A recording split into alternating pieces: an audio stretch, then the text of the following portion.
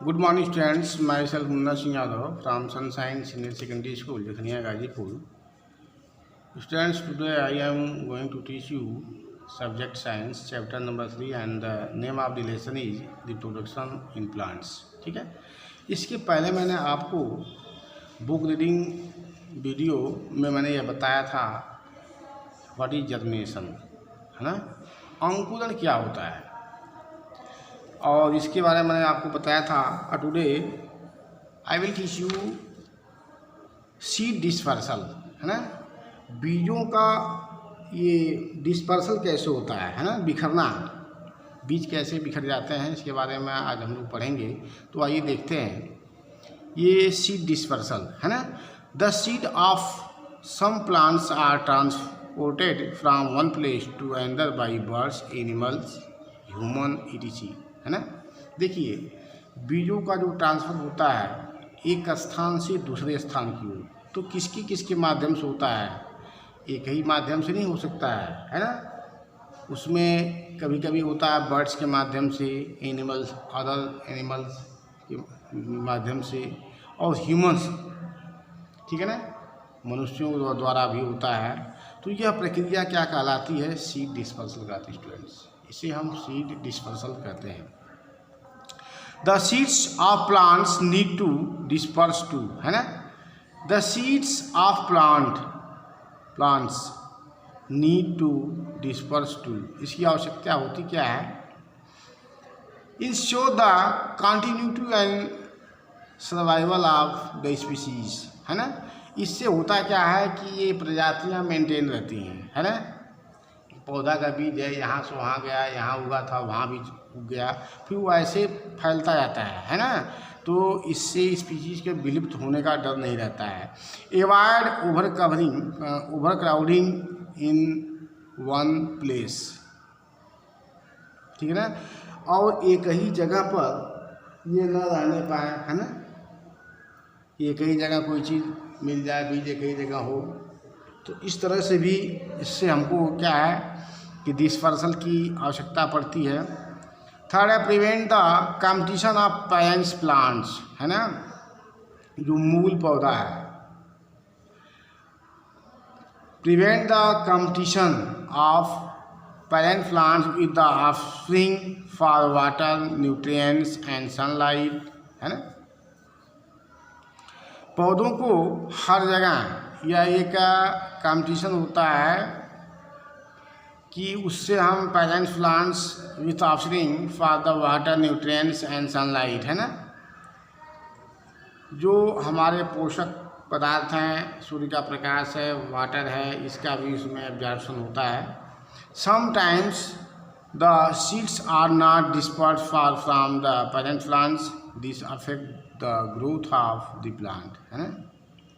कभी कभी ऐसा होता है कि the seeds are not disperse, जब ये सीड्स जो है डिस्पर्स नहीं हो पाते हैं पेरेंट्स प्लांट से, जो मूल पौधे से, तो यह affects the growth of the plants, इसका प्रभाव जो है यानी पौधे के विकास पर इसका जो है क्या करता है, प्रभाव पड़ जाता है ना।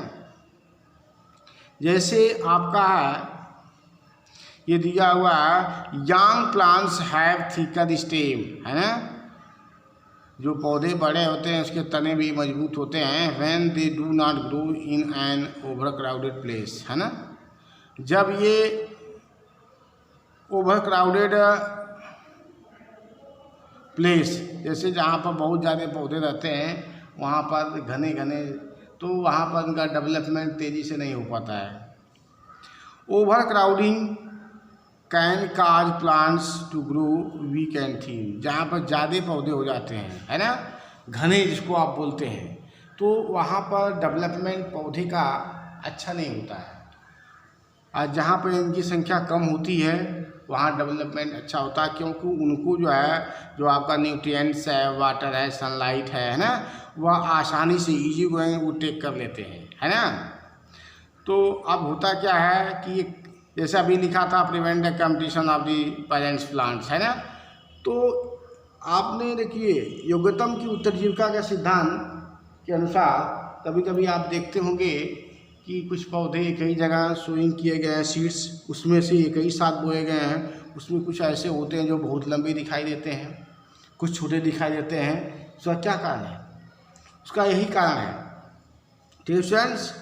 और अब हम देखते हैं फिगर को, देखिए by wind, by birds and animals, है कि नहीं, बाई वाटर, बाई ब्रस्टिंग, ठीक है ना, बाई ह्यूमंस। इस तरह से डिस्पर्सल का ये माध्यम है ना। हवा बहती है, सीड्स जो है वो एक प्लेस से दूसरे प्लेस पर पहुंच जाते हैं। कभी कुछ सीड होता है जानवरों के बॉडी में चिपक जाते हैं, फिर वह जानवर दूसरे जहाँ जाता है वहाँ भी गिर जाते हैं। इस तरह भी कुछ सीड्स ग्रो कर जाते हैं। और कभी कभी वाटर की मीडियम से भी होता है कि सीड्स जो है नदी के किनारे कोई प्लांट है, उसके सीड्स जो है वाटर में गिर जाते हैं और वह बहते बहते कहीं और प्लेस पे चले जाते हैं। इस तरह से भी उसका डिस्पर्सल होता रहता है, ठीक है स्टूडेंट्स। अब हम आते हैं मेथड्स ऑफ रिप्रोडक्शन, है ना। प्रजनन का तरीका क्या है? A plant undergo different process to reproduce, है ना। एक पौधे में भिन्न प्रकार से प्रजनन होते हैं, है ना। Plants reproduce in 2 ways. अब देखिए, अब लिखा हुआ है इसमें कि पौधों में 2 तरह के रिप्रोडक्शन होते हैं। ये आपका फ्लावर है, ये फिगर देखिए, other part of their body like leaves, stem and root. ये आपका क्या दिख रहा है? पौधे का ही भाग है, लेकिन इसमें क्या है? लीव्स, तना, स्टेम एंड रूट, जड़ें। Many plants reproduce through flowers, है ना। बहुत से पौधों में जो रिप्रोडक्शन होता है ये फूलों के माध्यम से आता है ना। पहले फूल आता है, तब इसके बाद फल आते हैं, है कि नहीं स्टूडेंट्स। फूल के बाद क्या आता है? फल आते हैं। तो ये इसका मेथड है ना।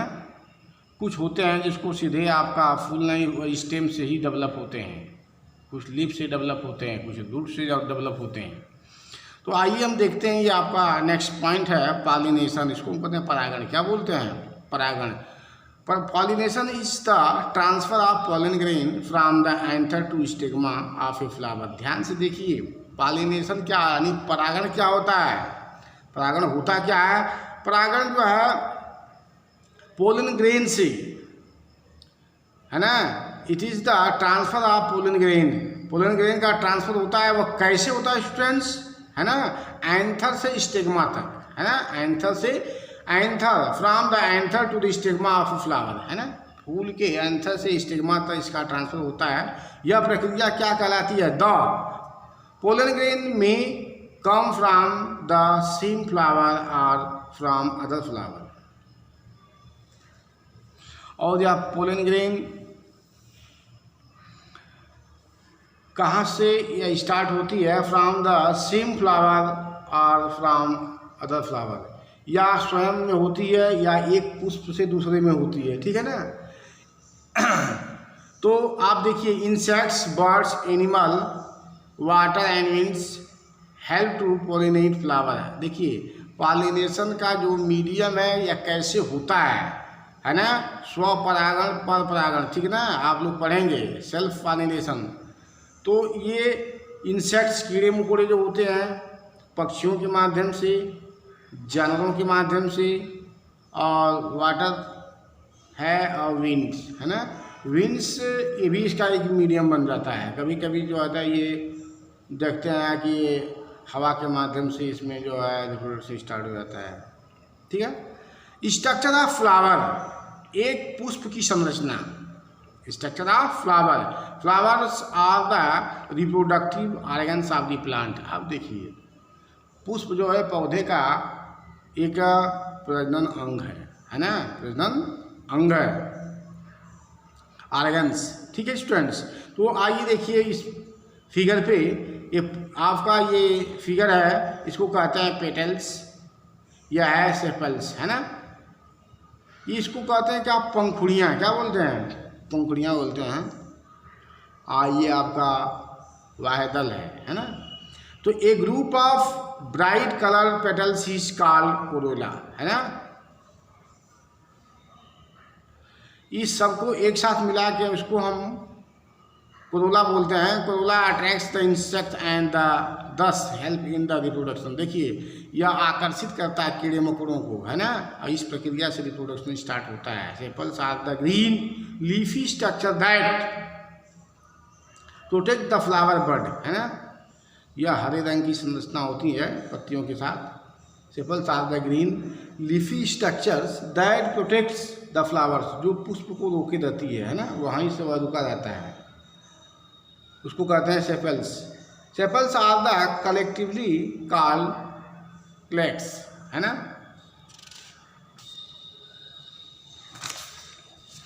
अब स्टूडेंट्स के, यह आपका है स्टेमेन। इस फिगर को आप लोग जो है अपनी नोटबुक पर खूब अच्छे तरह से बनाएंगे, ठीक स्टूडेंट्स, ढंग से। और इसे अभी मैं ये ग्रीन बोर्ड वीडियो के माध्यम से भी अगेन टीच करूँगा। स्टेपेन क्या होता है, ठीक है। Stipend is the male reproductive part of flower. किसी भी पुष्प का यह मेल रिप्रोडक्टिव पार्ट है, ठीक है। It is made of filament and anther. यह फिलामेंट और एंथर का बना होता है। Anther contains pollen and pollen contains pollen grain. Anther जो है पोलन से कंटेन करता है और पोलन कंटेन्स जो है pollen grain. Pollen grains are microscopic bodies that contain the male reproductive cell of the plants. देखिए, pollen grain are the microscopic bodies. यह माइक्रोस्कोपिक बॉडी है जो contains the male reproductive cell of the plant, है ना, जिसमें पौधे की जो है रिप्रोडक्टिव पार्ट जो है समाहित होते हैं। पिस्टिल, पिस्टिल क्या है, is the female reproductive part of the flower. यह पुष्प का क्या है, फीमेल रिप्रोडक्टिव पार्ट है। It consist of the stigma. इसमें क्या होता है, स्टिग्मा होता है, स्टाइल एंड ओवरी। क्या होता है, ओवरी होती है। ओवरी कंटेंस ओव्यूल्स, है ना। ओवरी से क्या निकलते हैं, ओव्यूल्स निकलते हैं, ठीक स्टूडेंट्स। तो आज हम लोग यहीं तक स्टडी करेंगे और इसे आप लोग फिगर को बनाएंगे और इस पूरे बुक जितना मैंने पढ़ाया सो जो है घर पर सेल्फ स्टडी करेंगे, ठीक students. Thank you, have a nice day.